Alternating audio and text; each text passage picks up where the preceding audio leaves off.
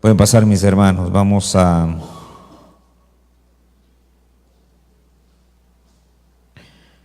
estamos viendo Hebreos capítulo 9 y estamos viendo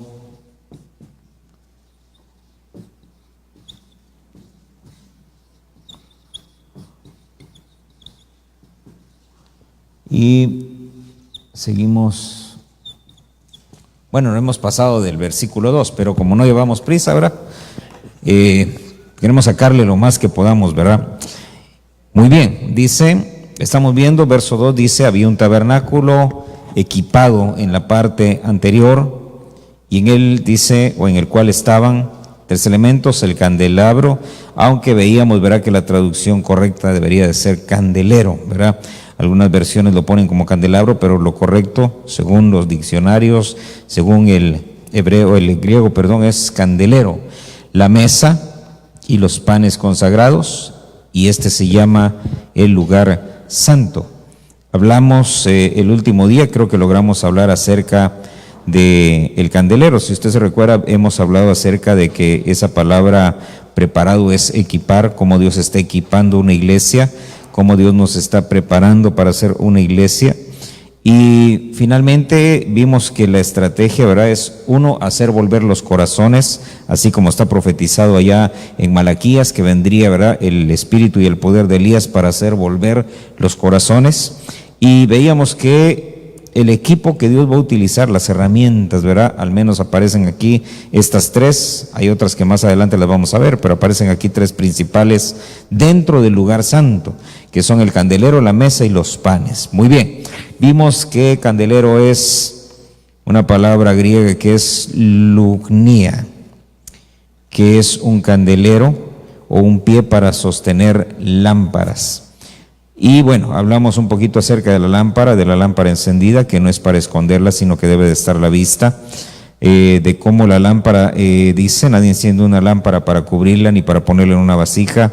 Y nos detuvimos un poco, ¿verdad?, para hablar acerca de las vasijas y de cómo es que Gedeón tuvo que utilizar una vasija, pero no de oro, no de plata, sino una de barro para que pudiera verse la luz en el momento oportuno. Y creo que ahí fue donde nos quedamos. Amén. Muy bien. Primera carta a los Corintios, capítulo 10, verso 21. Y entonces, con la ayuda del Señor, vamos a hablar un poquito acerca de la mesa. Dice entonces 10:21, primera carta a los Corintios. ¿Ya lo tienen? No podéis beber la copa del Señor y la copa de los demonios. No podéis participar de la mesa del Señor y de la mesa de los demonios. Amén. Padre, en el nombre de Jesús te rogamos, háblanos, Señor, ábrenos tu palabra. Reprendemos y echamos fuera, Señor, toda obra de las tinieblas, toda oposición en los aires.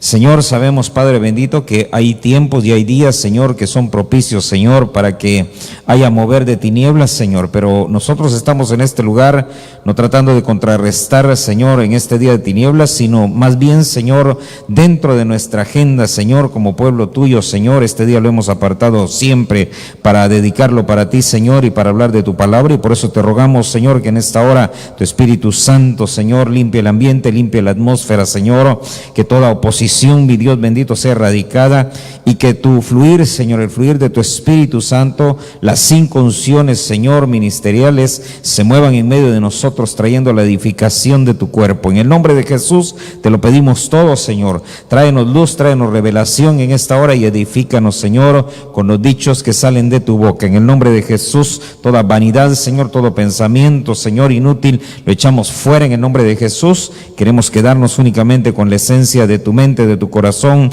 y de tu rema para nosotros. En el nombre de Jesús, gracias, Señor. Amén, Señor, y amén. Gloria a Dios. Muy bien. Dice la mesa, así está, con este número. Dice esa palabra mesa es trápeza. Trápeza significa mesa o taburete de 4 patas. Por lo general dices para comer. Figurativamente a veces se utiliza Dese cuenta, figurativamente se utiliza a veces, no siempre, esta palabra para hablar de comida. Y esta es la parte que me llamó la atención, dice. También, esta palabra, dice, se utiliza para hablar de un mostrador para dinero, figurativamente, de una oficina de un cambista, de alguien que presta a intereses. Y luego se utiliza a veces para hablar de banco, o sea, un banco como entidad bancaria, ¿verdad? Un convite o una mesa. Eso es lo que dice el diccionario. Y el diccionario Swanson creo que dice, banco, lugar para hacer operaciones con dinero. Interesante, ¿verdad? Porque si usted se da cuenta, entonces, esa palabra mesa,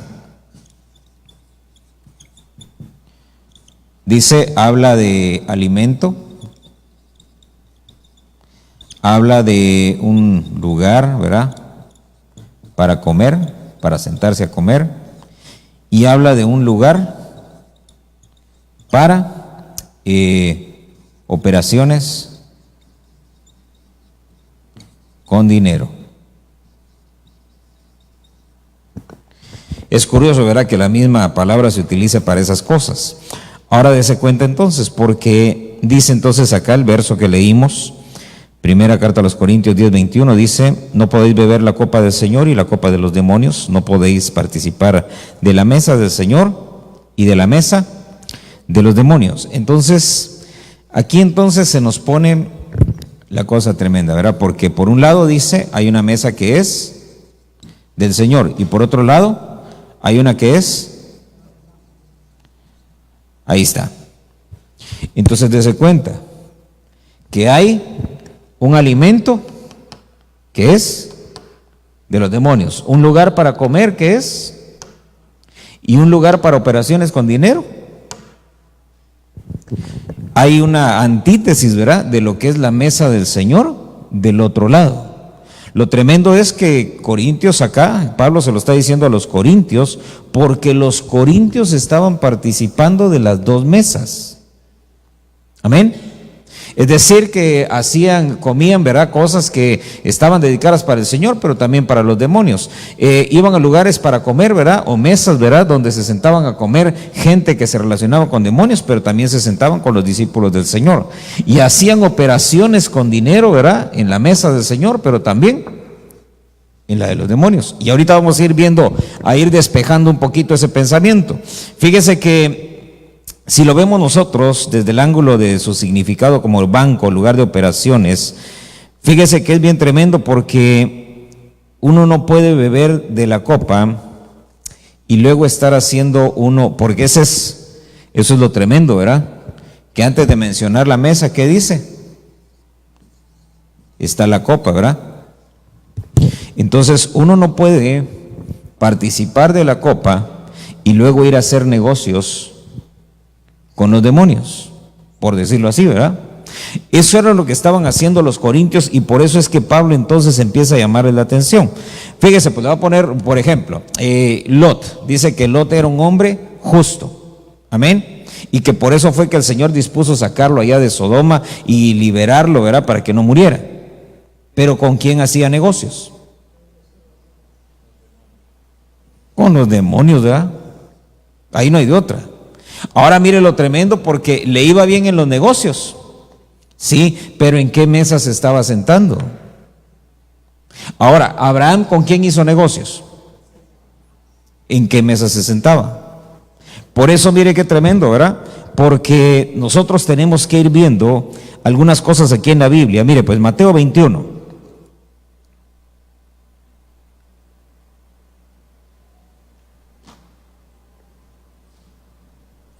Verso 12, 21, 12, ¿verdad? Qué curioso.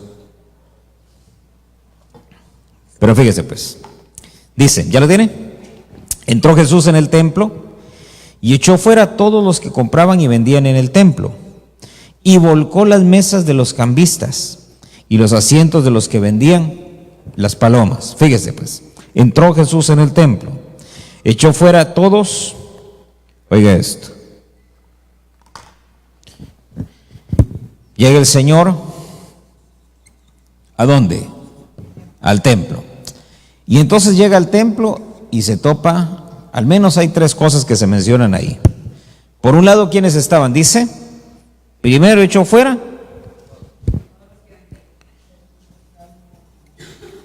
los que compraban y vendían. Luego, ¿qué hizo? Las mesas de los cambistas. Y luego, los que vendían palomas. Muy bien.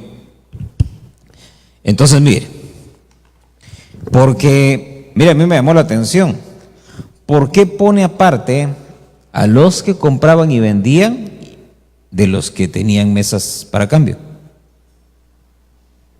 Fíjese que eso es bien tremendo, porque a veces, ¿verdad?, uno se remite cuando dice aquel pasaje, ¿verdad?, cuando el Señor les dice, la casa de mi Padre será llamada casa de oración, y ustedes la han hecho una cueva de ladrones. Otras versiones dicen le hicieron un mercado. Pero cuando uno empieza a ver detenidamente, los que compraban y vendían eran un grupo, amén, y los que tenían mesas para cambiar, esos eran otros, y los que vendían palomas, esos eran otros. Ahora fíjese entonces, porque el primer grupo, esos que compraban y vendían, esos son los que iban a la iglesia solo para hacer negocios, amén. Es decir, que no llegaban al templo, no entraban al templo para buscar de Dios. Segundo, el segundo grupo, las mesas de los cambistas, y esta tal vez es la que más me llamó la atención, porque es lo que estamos viendo, la mesa.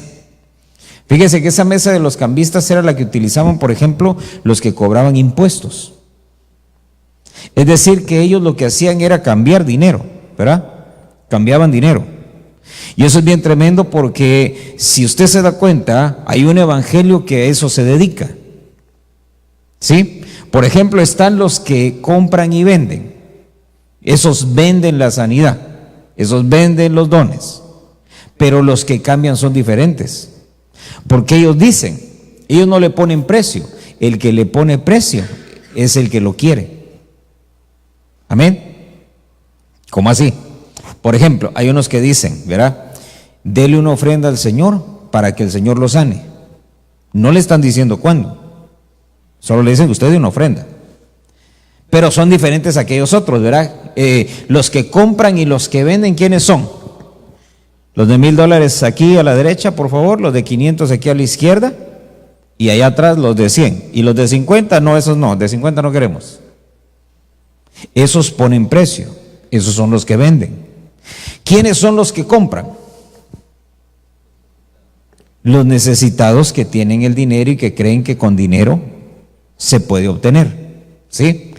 Pero el cambista no. El cambista es el que hace trueques en la iglesia.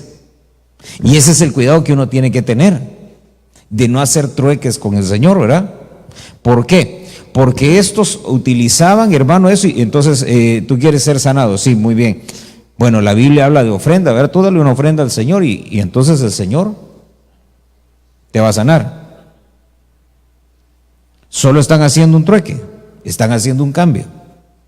No le están poniendo precio, pero el precio, ¿quién lo va a poner? Entonces mire lo que hacen algunos, ¿verdad?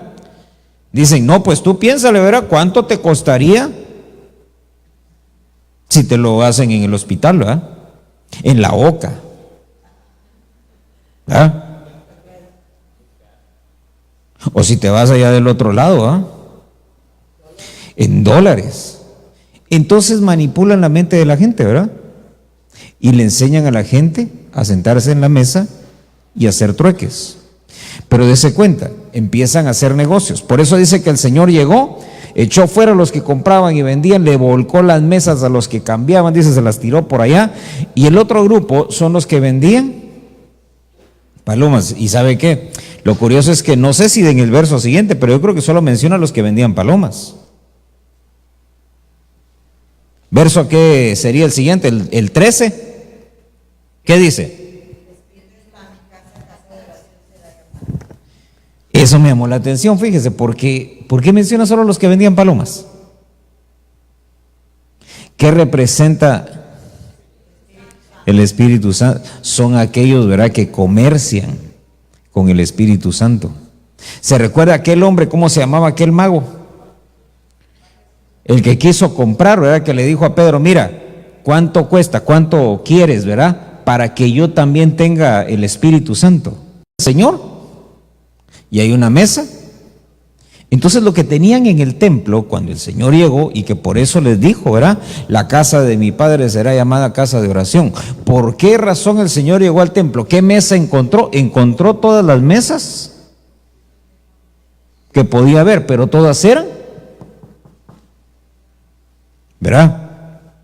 Y la mesa que él esperaba encontrar no estaba ahí. Por eso dice que los sacó a todos. Entonces, lo tremendo es que nadie le dijo nada, sino que todos se quedaron callados y salieron. Ahora dése cuenta entonces, porque ¿qué es lo que el hombre busca? ¿Qué es lo que uno generalmente busca como ser humano, verdad? La prosperidad, el amor, la felicidad, ¿verdad? Pero todas esas cosas, ¿cómo se obtienen? A puro reino de Dios. El problema es que muchos en la iglesia o en el templo, ¿verdad? Tratan de dar esas cosas a través de estas mesas y no es así. Entonces, mire, dice Hechos capítulo 6. Entonces, mire, porque aquí extraemos un principio bien tremendo. El diezmo y la ofrenda, ¿por qué se da? ¿Para obtener algo?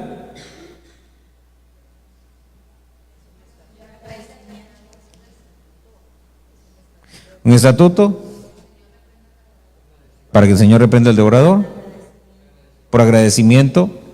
¿Se recuerda que hemos estudiado, verdad, cómo fue que Abraham lo dio? Dice que fue bendecido, le dieron pan y vino, y entonces él tomó el diezmo y se lo dio. Entonces mire lo tremendo de esto, porque una de las cosas que nosotros tenemos que ver, y que es para que cerremos ya este pensamiento y entremos en Hechos capítulo 6 y verso 2. Fíjese que el diezmo y la ofrenda debe de ser sin fines de lucro, para que sea genuino y para que Dios nos bendiga. Si yo lo doy con la mentalidad de que si doy el 10%, entonces Dios me va a incrementar mis ingresos, lo estoy haciendo mal. ¿Y sabe qué? Estoy entonces haciendo, doy 10 para que tú, Señor, me des 100, ¿verdad? Entonces dése cuenta que el diezmo y la ofrenda debe de ser sin fines de lucro, sin esperar yo recibir algo de parte de Dios en términos económicos. ¿Por qué? Porque ya está establecido qué es lo que Dios va a hacer. Amén. Entonces él dice, ahí en Malaquías dice, si uno lleva el diezmo, dice, entonces ¿él qué hace? Reprende al devorador. Pero vuelvo al punto. ¿Cuál es la forma correcta de hacerlo? ¿Darlo porque yo quiero que reprendan al devorador? ¿O darlo porque el Señor dice que es lo que uno tiene que hacer? Y de esa manera uno lo honra. Tremendo, ¿verdad? Por eso, mire, viene Abraham y reconoce a Melquisedec como sacerdote del Dios Altísimo. Y por eso entonces le da el diezmo de todo. Entonces, en primera instancia, el diezmo y la ofrenda tenemos que hacerlo nosotros porque reconocemos nosotros un Dios Altísimo. Amén. Reconocemos al Hijo de ese Dios Altísimo. Y tenemos dentro de nosotros al Espíritu de ese Dios Altísimo. Amén. ¿Qué va a hacer Dios después de que nosotros en el alfolí lo ponemos? Eso ya es soberanía. Amén. Pero tenemos que quitar de nuestra mente que hay que hacerlo con fines de lucro, con el objetivo, el propósito de obtener algo de Dios. ¿Por qué? Porque entonces vamos a estar nosotros cambiando, ¿verdad? Vamos a hacer nuestra mesa de cambistas. Mire pues, ahora dice la Biblia, si usted se recuerda, dice la Biblia, deleítate a sí mismo en el Señor y Él concederá ¿qué? Las peticiones de tu corazón. Entonces mire, Dios conoce, vamos a ponerlo en dos grupos. Hay dos cosas que nosotros en nuestra vida queremos. Uno, suplir nuestras necesidades. Y dos, cumplir nuestros deseos. Amén. Suplir nuestras necesidades es techo, vestido, comida. Y suplir nuestros deseos es: quiero conocer Rusia, quiero irme de vacaciones al Medio Oriente, ¿verdad? Quiero ir a conocer la ciudad de Petra en Turquía, etcétera, etcétera. Pero esos ya son los deseos. Amén. Entonces Dios promete que nos va a dar todo lo necesario y que en la medida que nos deleitamos va a conceder los deseos de nuestro corazón. Pero en ningún momento dice que esas cosas van a depender del diezmo o la ofrenda. ¿Verdad que no? Entonces se da cuenta, si Dios lo hace de esa manera, ¿por qué vamos nosotros? Ahora, va usted a Malaquías y dice, ¿verdad? ¿Por qué el Señor se enojó? Porque el pueblo le estaba robando al Señor, la casa del Señor estaba abandonada, todo estaba destruido. Pero todo eso, ¿por qué fue? Porque ellos empezaron a ser infieles con las cosas que Dios había establecido. Ahora mire, ¿por qué ellos dejaron de ser fieles con esas cosas? Es que mire, es bien tremendo, ¿verdad? Porque ellos vieron que ellos podían prosperar aun cuando fueran infieles con esas cosas, con el diezmo y la ofrenda. El problema era que todo les salía bien hasta que el Señor decía: hasta aquí. ¿Hasta cuándo prosperó Lot? Hasta que Dios dijo: destruyan Sodoma, Gomorra y las ciudades circunvecinas, y se acabaron todos los negocios. Entonces dice, y Lot prosperó, creció, compró propiedades, casa, todo, etcétera, etcétera. ¿Dónde quedó toda esa prosperidad? Se hizo cenizas, ¿verdad? Entonces todos los negocios van a prosperar hasta que Dios diga: hasta aquí. Ahora, usted puede ver, por ejemplo, a un David que siempre fue fiel con el Señor y nunca le faltó. Y él fue el que escribió: deleítate en el Señor y Él te va a conceder. Entonces uno se deleita en el Señor, es fiel en las cosas que Dios quiere que hagamos, y cuando uno menos siente, las cosas empiezan a llegar, las cosas empiezan a dar. ¿Por qué? Porque Dios es bueno. Amén. ¿Por qué? Porque su misericordia es grande. ¿Por qué? Porque Él quiere hacernos de continuo el bien. Amén. Ahora fíjese entonces, dice Hechos 6, verso 2. Mire, otro, que no quiero que se me escape. Fíjese pues, entonces Dios nos va a dar sin falta lo que necesitamos. Amén. Pero de nuestros anhelos o de nuestros deseos, nos va a dar solo lo que podamos sobrellevar. Amén. Si es dura carga la prosperidad, entonces va a dar menos. Si uno la administra bien, va a venir más y va a venir más y va a venir más. Bueno, mire pues, Hechos 6:2. Entonces los 12 convocaron a la congregación de los discípulos y dijeron: no es conveniente que nosotros descuidemos la palabra de Dios para servir mesas. Entonces miren, una de las cosas que tenemos que tener cuidado es de no descuidar nosotros nuestra relación con Dios. En el caso de los ministros, ¿verdad? Descuidar el ministerio por dedicarse a cuestiones de dinero, negocios, inversiones. Por eso, mire, es bien tremendo cuando una iglesia se empieza a involucrar en negocios, ¿verdad? Que ponen un negocio de esto, que ponen una pastelería, que ponen una aquí, una allá, y empiezan entonces a administrar negocios a través de la iglesia. Y lo que dicen ahí, dicen ellos, llega un momento en el que ellos dicen: no, nosotros no nos podemos dedicar a cosas, ¿verdad?, terrenales. Es por eso que de pronto cuando alguien lo llama al Señor, y ese es un principio que lo hemos escuchado por mucho tiempo, ¿verdad?, que al que Dios llama, Dios lo tiene que sustentar, ¿verdad? Si Dios lo llama, Dios lo va a sustentar. Pero si Dios no lo llamó, y si no lo sustenta, ¿qué va a terminar haciendo? Negocios. Negocios. Va a empezar a vender tamales, va a empezar a vender hamburguesas, va a empezar a hacer un montón. ¿Por qué razón? Porque no hay sustento, porque no hay provisión, etcétera, etcétera. Y ahí es donde entonces, ¿verdad?, hay que preguntarse, ¿verdad?, en el caso de los ministros, ¿verdad?, ¿no será que a lo mejor no me llamaron, ¿verdad? Porque mire, es normal que el Señor llame a alguien y que mientras la iglesia se empieza a desarrollar, él tenga un trabajo. Pero hay un punto en el que tiene que decir: ya se acabó lo del mundo, ahora me tengo que dedicar a lo de la iglesia. Pero si ese momento nunca llega, entonces algo no está bien. Amén. Por eso mire qué tremendo, porque Pedro es el que llega un momento en el que dice: no, ya tenemos que dejar de dedicarnos a estas cuestiones. ¿Por qué? Porque tenemos que dedicarnos a desarrollar un ministerio. Ahora mire entonces, fíjese que entre estas cosas hay quienes hacen eventos, ¿verdad? Y mire, no es que sea malo hacer eventos. Por ejemplo, nosotros hacemos eventos, ¿verdad? Hacemos una confraternidad cada 3 meses, ¿verdad? Hacemos retiros de niños. ¿Qué más hacemos? Las vigilias. No está mal. Hay quienes hacen conciertos, ¿verdad? ¿En dónde está el problema? Que si el evento es para edificar, entonces ¿por qué razón se cobra?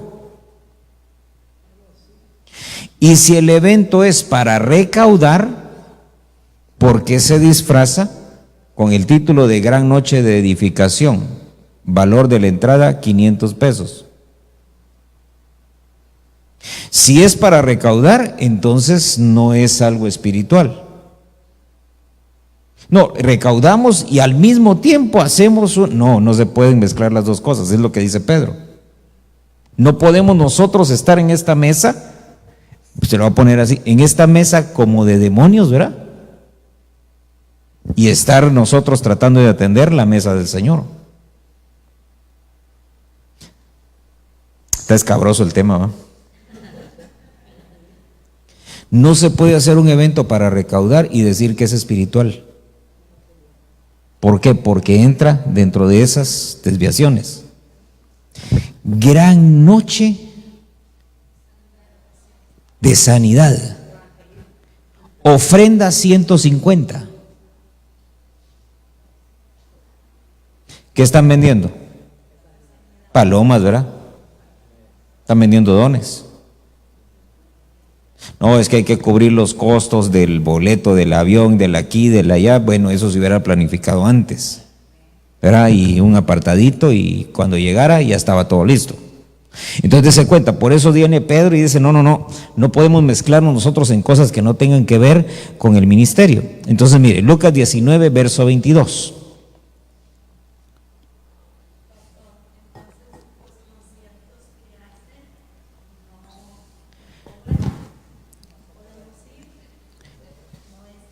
Lo que pasa es que, miren, uno quisiera ir, ¿verdad? Porque, pues dice uno, ¿verdad? Va a cantar Cristian Castro, dice el hermano. No, hermana, ese todavía.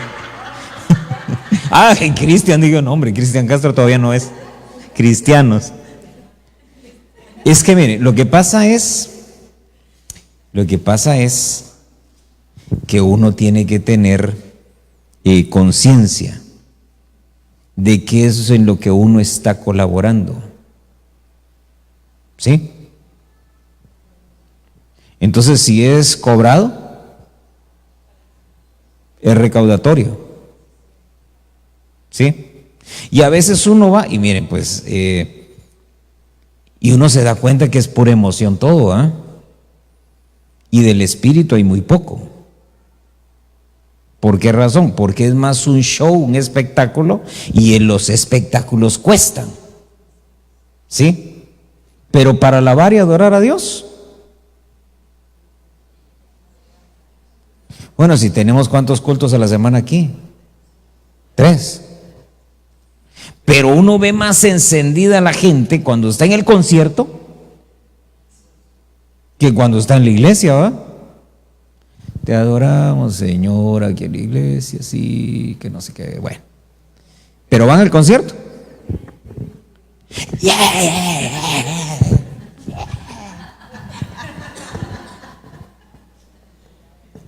Pero es porque tiene que desquitar los 500 pesos que pagó. De verdad. Yo joven fui envejecido. De verdad. Porque si no brinca y si no grita y si no sale, ay, se me fue la voz de tanto alabar, ¿no? Entonces uno tiene que tener ese discernimiento de qué es lo que uno está ayudando a promover, ¿verdad? Mire, pues por ejemplo, ¿cuándo fue la última vez que vino Marcos Witt a Monterrey? ¿Por qué dejó de venir? Porque ya no se le llenó. Sí, por andar de ecuménico y de decir un montón de sonceras y de todo. O sea, ya no.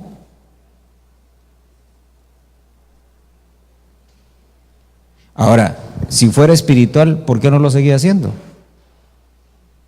Entonces era recaudatorio, sin hablar mal de nadie, ¿verdad? Estamos hablando del evento. Es que mire, ellos vienen y cantan, pero el que lo promueve es otro. Los organizadores son otros. Y ellos son los que lucran. Utilizan una imagen y lucran. Por eso es que no es que sea malo, sino que uno tiene que discernir. Si no es que de pronto uno está yendo a una mesa de cambistas, o a una mesa de vendedores de palomas, o a una mesa, ¿verdad?, de los que compran y venden. Está difícil, ¿verdad?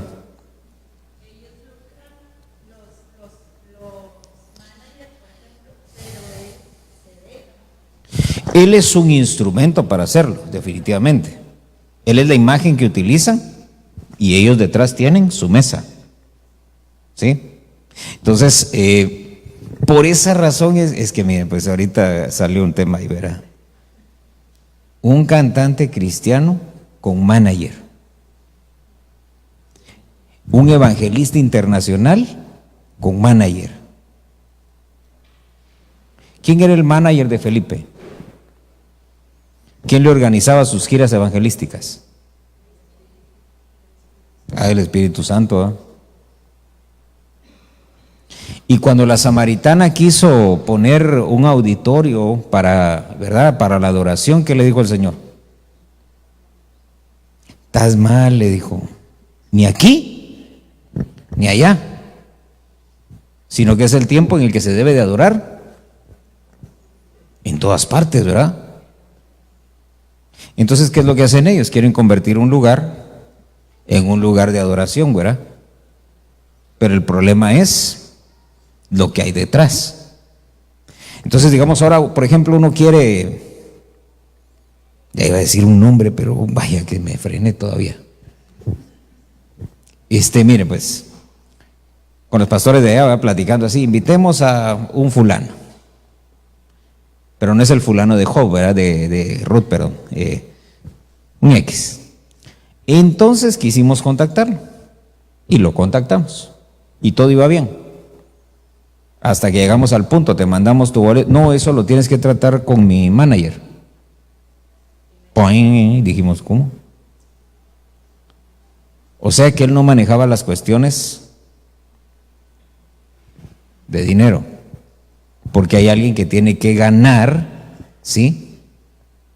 Tiene que obtener un lucro a través de su imagen, ¿sí?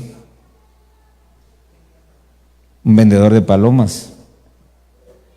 Y es triste, ¿verdad? Porque, o sea, le estoy hablando de gente que uno los conoció cuando los venía levantando el Señor, ahora los levantó un manager, ¿verdad? Padre, ayúdanos. Amén. Mire, pues, salgamos de, ya hasta los pies me dolieron de ese terreno tan. Mire, pues, Lucas 19, verso 22.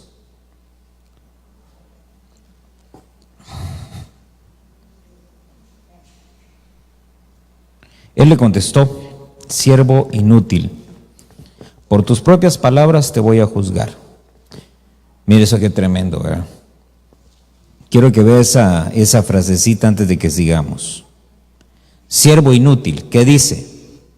Por tus propias palabras te voy a juzgar.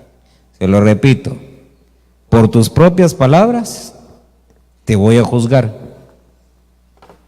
Dígale que está a la par suya: por tus propias palabras te van a juzgar. Por eso uno tiene que tener cuidado. Entonces, mire, en el verso 21 y para atrás, el siervo, hermano, se expresa acerca de su señor. Y entonces viene el señor y toma las palabras del siervo y le dice: muy bien, utilizando tus propias palabras, ¿sabías que yo soy un hombre exigente, que recojo lo que no deposité y ciego lo que no sembré? Entonces, ¿por qué no pusiste mi dinero en el banco? Al volver yo, hubiera recibido los intereses. Ahora mire, pues, lo primero es que usted y yo tenemos que ser conscientes de que Dios es exigente. Amén. Y eso no va en contra de su carácter benevolente y lleno de misericordia. Amén. Sino que Él es exigente porque, hermano, de otra manera nosotros haríamos lo que nos da la gana y no su voluntad. Amén. Entonces Él en su misericordia y en su bondad nos perdona nuestros pecados, hermano, cada vez que nos equivocamos y nosotros reconocemos nuestros errores, borrón y cuenta nueva, pero Él es exigente. Amén. Y entonces Él viene y le dice: recojo lo que no deposité, ciego lo que no sembré. Y entonces, ¿por qué no pusiste mi dinero en el banco? Fíjese, la palabra exigente significa áspero, dice algo como un viento, como un ventarrón fuerte, severo, rígido, áspero. Y dice,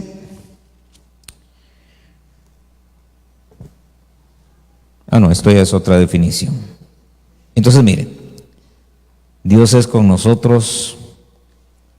¿Sabe qué entiendo yo cuando dice soy exigente? Y por la definición del diccionario, ¿verdad? Que Él viene, hermano, y cuando usted siente, ya, lo agarró a uno. Uno quisiera que el Señor viniera y le dijera: llego pasado mañana para pedir cuentas, ¿verdad? Pero no. Dice que cuando Él venga va a venir como ladrón en la noche y con vara de hierro. ¿Sí? Ahora lo tremendo de eso es que entonces viene el Señor y dice que ellos, hermanos, estaban esperando a que su Señor volviera del viaje.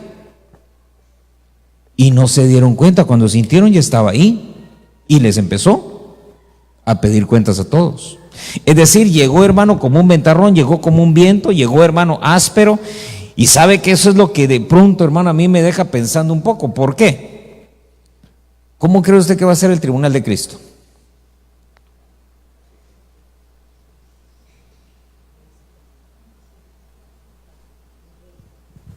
Va a ser exigente,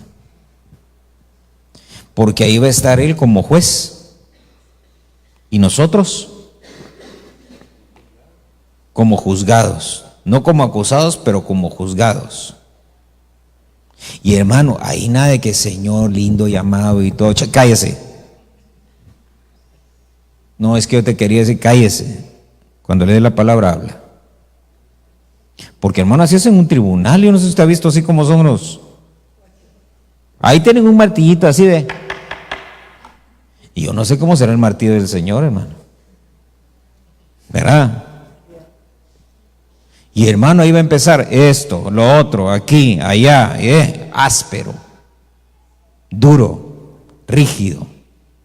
Como ventarrón. ¿Por qué como ventarrón? Porque recuérdese que en el tribunal unos van a salir ganando y otros van a salir. Entonces, hermano, mira, entonces esto de aquí, por esto vas a perder, y un ventarrón va a venir, le va a arrancar una túnica, otro ventarrón le va a arrancar una corona, otro ventarrón sin sandalias. Soy exigente, dice el Señor. Y sabe que uno a veces falla, hermano, como ministro, porque uno no exige.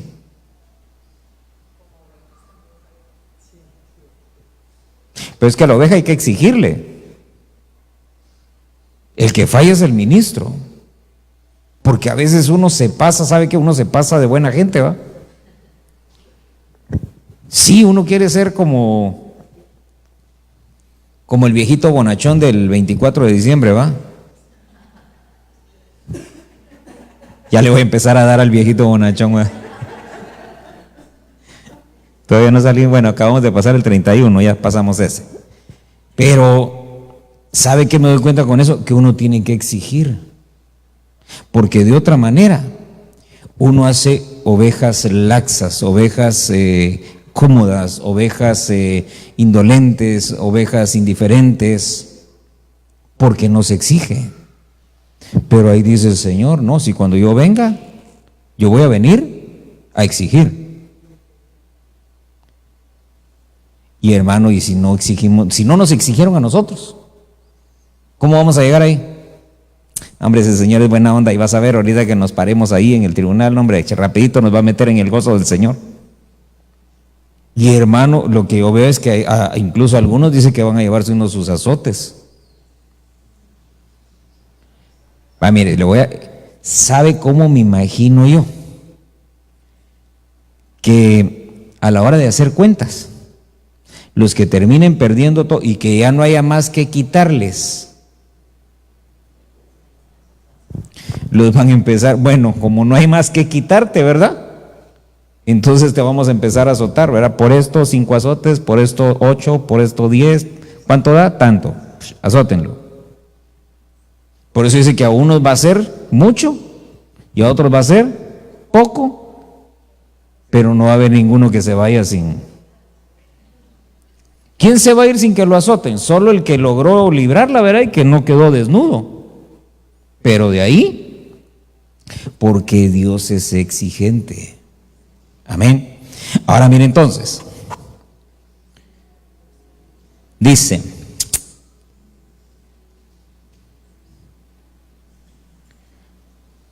a ver, ya me pasé, ¿no?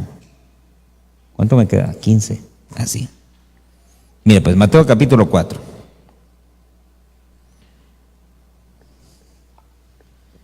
A ver si nos da tiempo de terminar el pan. Ya vimos la mesa, porque ahí estaba la mesa.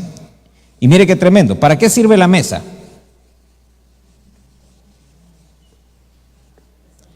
Para comer y todo, pero en el contexto de lo que estamos viendo, para poner los panes. Mejor lo vamos a poner así. Los panes consagrados.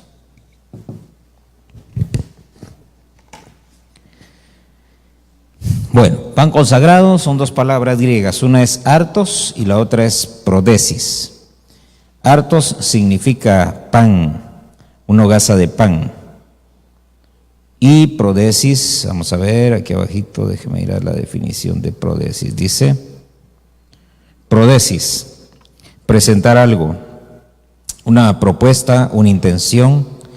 Específicamente se utiliza esta palabra, dice, para hablar del pan de la proposición en el templo, como un pan que estaba expuesto delante de Dios.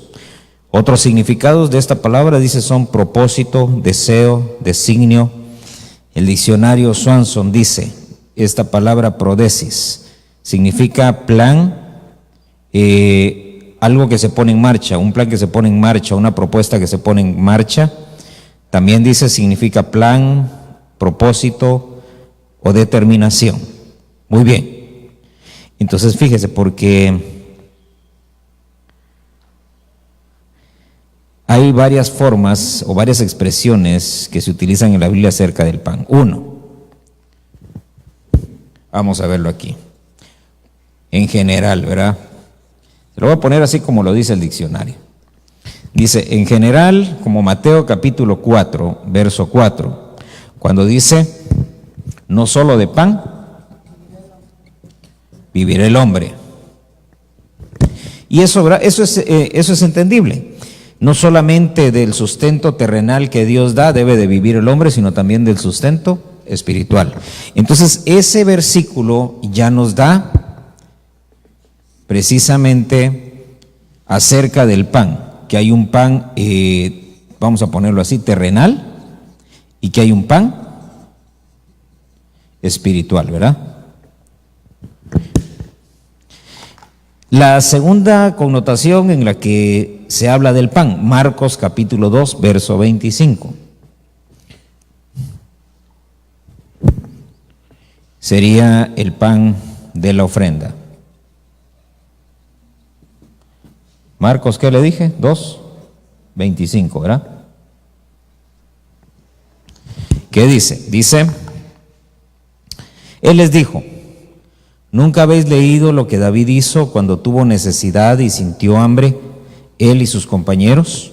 ¿Cómo entró en la casa de Dios en tiempos de Abiatar, el sumo sacerdote, y comió los panes consagrados que no es lícito a nadie comer, sino a los sacerdotes? Y dio también a los que estaban con él. Entonces, mire, porque este pan era el que se presentaba dentro del tabernáculo. Sobre la mesa se colocaba, se recuerda, 6 panes en hilera y otros 6 panes en hilera. Se colocaban el sábado a las 3 de la tarde y se retiraban el siguiente sábado a las 3 de la tarde y se ponían panes nuevos. Esos panes que se sacaban de ahí, dice que se daban entonces al sacerdote, el sumo sacerdote, y a su familia, ¿verdad?, sus hijos, y ellos tenían que comer ese pan. Por eso es que cuando en los días de Abiatar llegó David, y es lo que está comentando el Señor acá, dice cómo David, dice, cuando tuvo necesidad y sintió hambre, él y sus compañeros, dice, entró en la casa de Dios y el sumo sacerdote le dio, dice, los panes consagrados. Entonces, mire, ese es un pan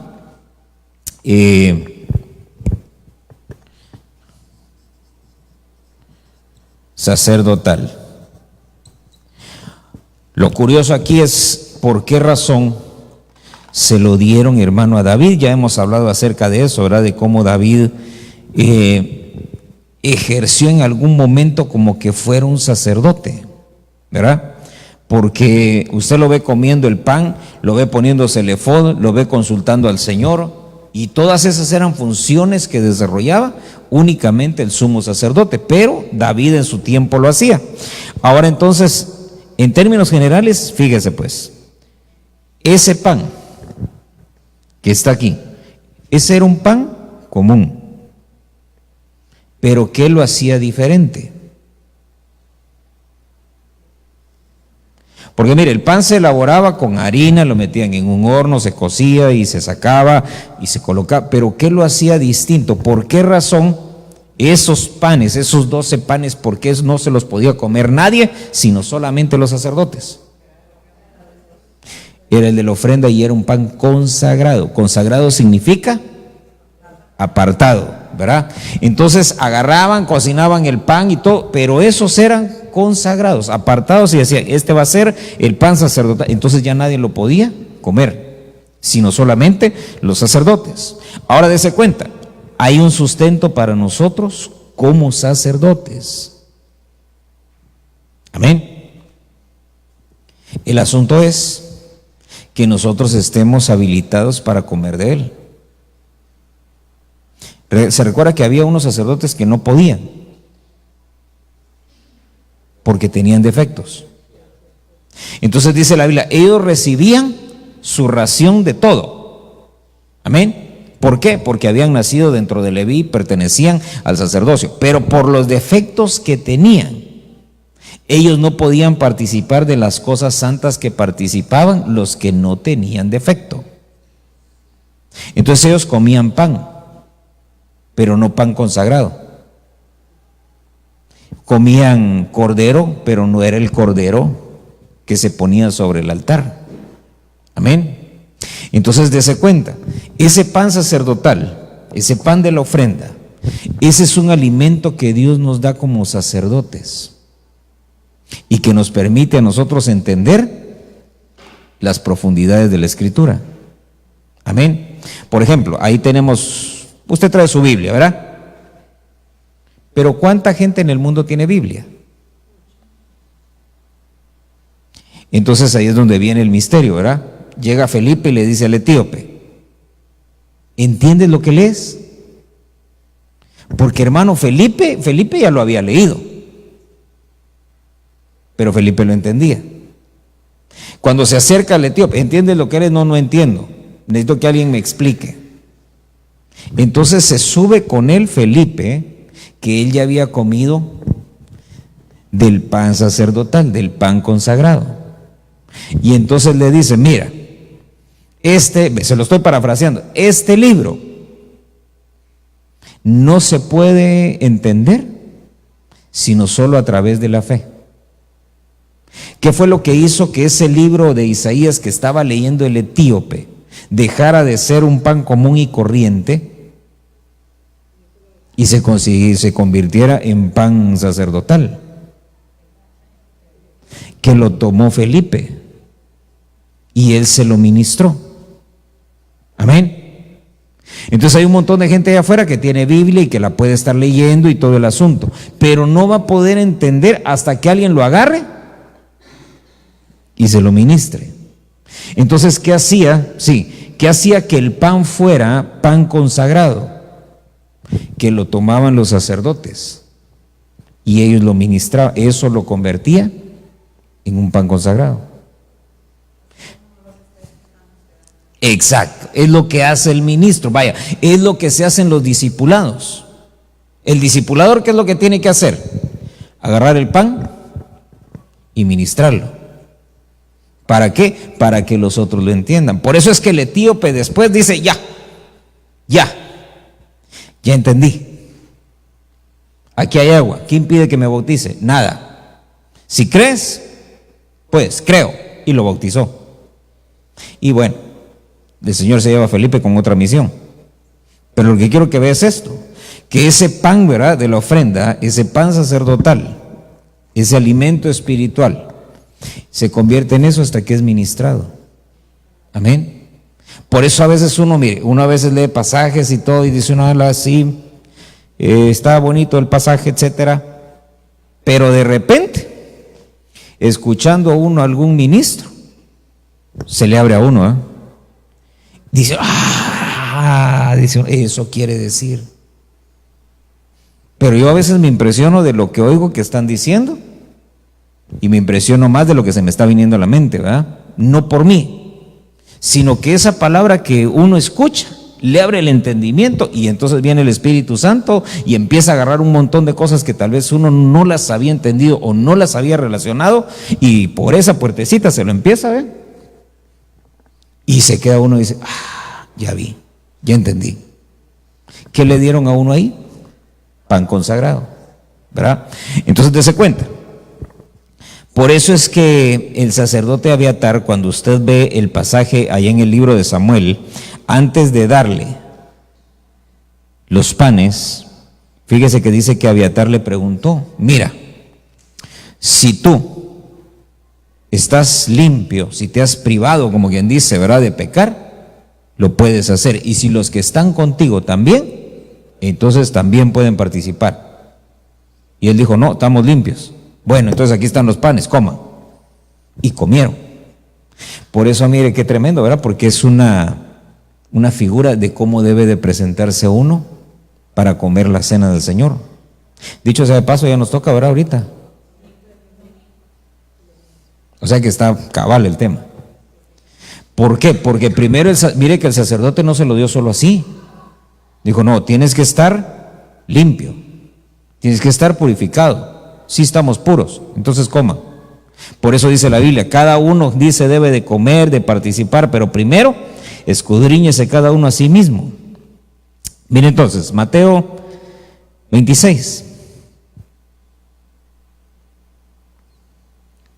Mateo 26, verso 26.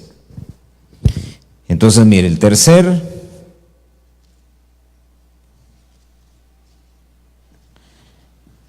la cena del Señor. ¿Qué le dije? Mateo 26, 26, ¿verdad?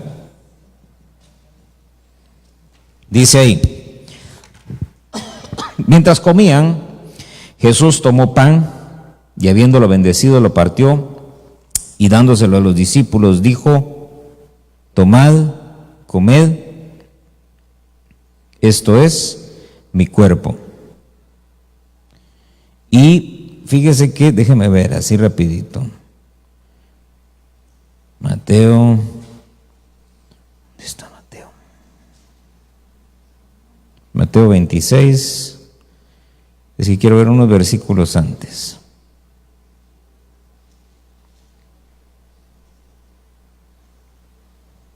Ahí está, sí, bueno. Es que se me vino un pensamiento, mire pues. Mientras comían, Jesús tomó pan, habiéndolo bendecido lo partió, dándoselo a los discípulos dijo: tomad, comed, esto es mi cuerpo.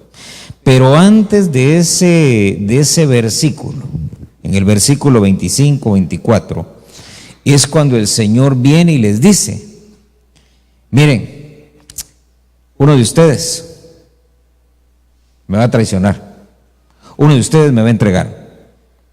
Y entonces, hermano, dice que todos empezaron, ¿verdad? Seré yo, seré yo, seré yo, hasta que llegó Judas, ¿verdad? Seré yo. Y efectivamente él iba a ser, ¿verdad?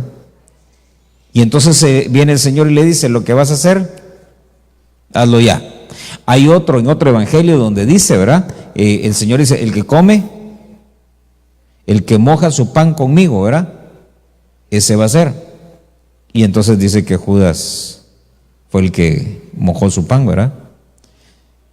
Dicho sea de paso, se da cuenta que la cena del Señor no es chopeando el pan, ¿verdad? Así como lo hacen en algunos lugares. ¿Quién comió así el pan? Judas, no tiene precio tu traición. Bueno, pero dése cuenta cómo todas las cosas tienen un significado. Vaya. Pero volvamos entonces al punto, porque estamos hablando de la cena del Señor. Entonces, antes del Señor darles, fíjese qué tremendo, antes de darles el pan y luego darles el vino, ¿qué hizo primero? Los confrontó. ¿Saben qué? Les dijo: aquí en medio de la mesa hay traición. No vamos a comer del pan y no vamos a beber del vino hasta que lo que tiene que salir salga. Y el que salió fue Judas. Y salió literalmente. Se manifiesta ahí y entonces se va. Y ya cuando él se fue, ahora sí. Mire pues, ¿cómo se hubiera sentido usted si usted hubiera estado ahí en esa mesa? Ahí está usted sentado y ahí está el Señor, ¿verdad? Y usted está esperando porque dice: bueno, vamos a participar aquí de la Pascua y todo. Y de repente el Señor ahí tiene el pan y ahí tiene el vino, pero no hay modo que... Porque mire, ¿cuántas veces comieron la Pascua? Por lo menos 3, ¿verdad? ¿Por qué? Porque fueron 3 años a 3 años y medio de ministerio. Entonces el Señor con sus discípulos por lo menos debe haberla comido 3 veces. Y esa fue la última. Entonces ya ellos ya sabían cómo el Señor ministraba la mesa. Entonces en esa oportunidad decían: ¿pero qué pasa? Entonces viene el Señor y dice: bueno, dice, pero antes, quiero que sepan, uno de ustedes me va a traicionar.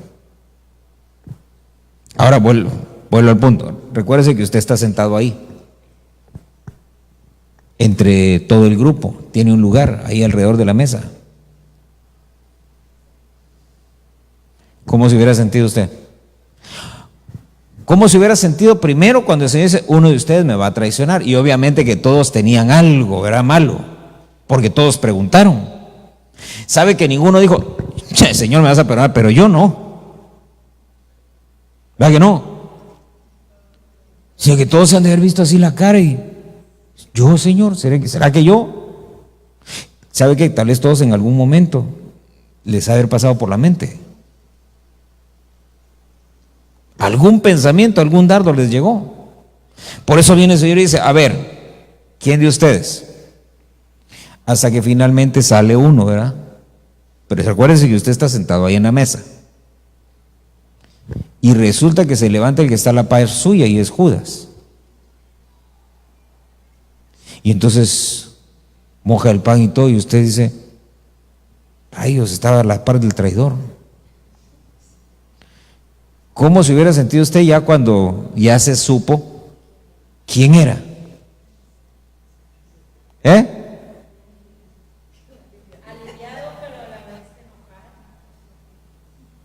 Sentimientos encontrados.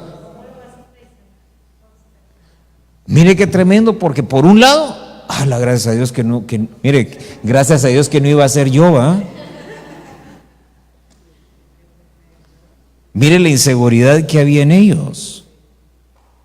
Gracias a Dios que no iba a ser yo. Pero qué mala onda ¿va? Entonces viene el Señor y dice, bueno, ahora sí, ahora ya podemos comer del pan y beber de la copa. Y entonces ministra su cena y establece entonces la cena del Señor. Ahora, ¿por qué hizo lo de Judas antes? Para dejarnos a nosotros una enseñanza gráfica de cómo tenemos que sacar todo lo que nos sirve antes de sentarnos en su mesa. Amén. Sobre todo, la traición. Es que mire, imagínese usted, si usted hubiera estado, que Judas hubiera sido su mejor amigo. Porque hermano, el que más sufrió ahí era el que se juntaba más con Judas. No sé quién era, la Biblia no dice. Pero imagínese qué terrible. Mire pues, cómo Juan se dio cuenta que Judas sacaba dinero de la bolsa y ninguno de los demás se dio cuenta.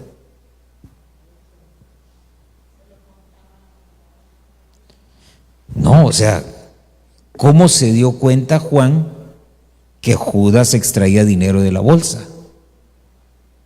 Eran 12, de esos uno era el ladrón, otro el que se dio cuenta, y los otros 10 ¿en qué planeta vivían?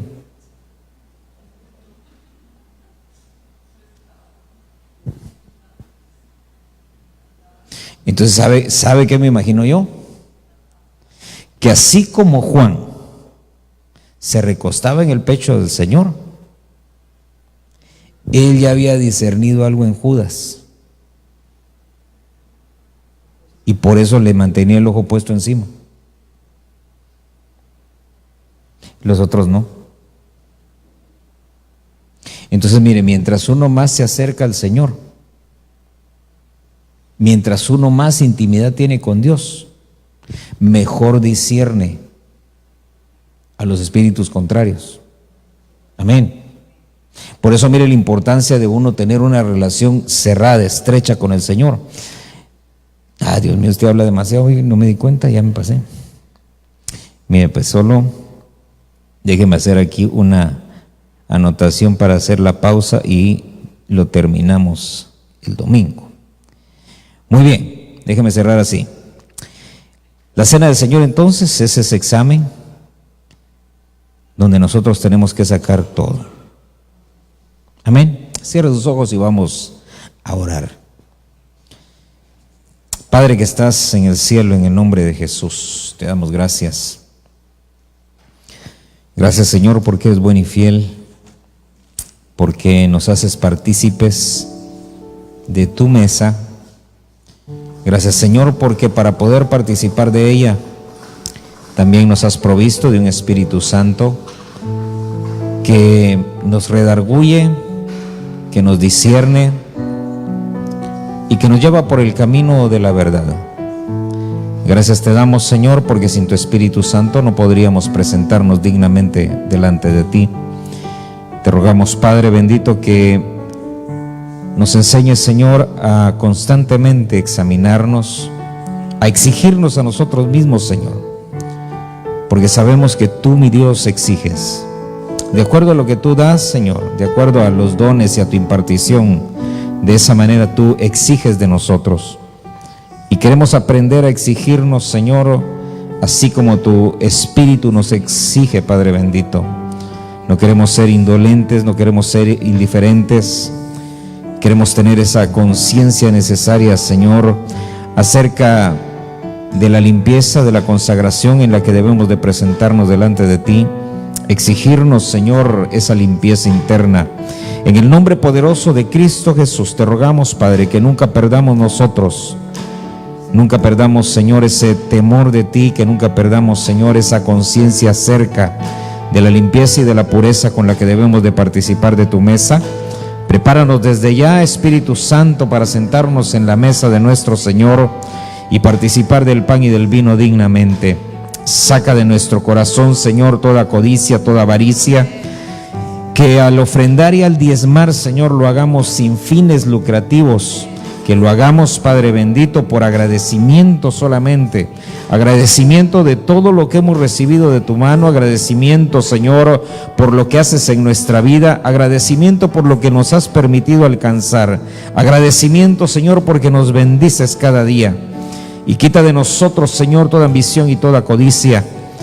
Que no nos acerquemos a ti, Señor, que no nos acerquemos al alfolí, Señor, con intenciones lucrativas. Limpia nuestra mente y nuestro corazón de todo eso, porque debemos nosotros de valorar, Señor, tu provisión oportuna, que fielmente cada día nos envía, Señor, tu provisión, aun cuando muchas veces no lo pedimos, aun cuando muchas veces, Señor, ni siquiera nos damos cuenta, Señor, de nuestra necesidad, y tú ya has suplido para esas necesidades.